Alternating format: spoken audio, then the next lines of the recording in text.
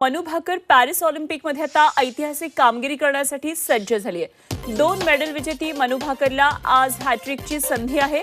25 metre pistol स्पर्धेचा आज अंतिम सामना होणार आहे आणि यामध्ये मनु भाकरला आपला अचूक निशाणा साधून मेडल जिंकण्याची संधी आहे। थेट पॅरिसमधून या संदर्भातला आढावा घेतलाय आमच्या प्रतिनिधी रोहिणी गोसावी यांनी।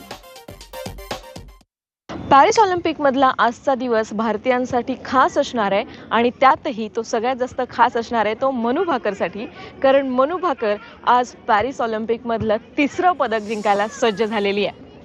मनु भाकरनं 2 मेडल जिंकताना 2 नवीन विक्रमही घडवलेत आणि नवीन इतिहासही घडवलाय।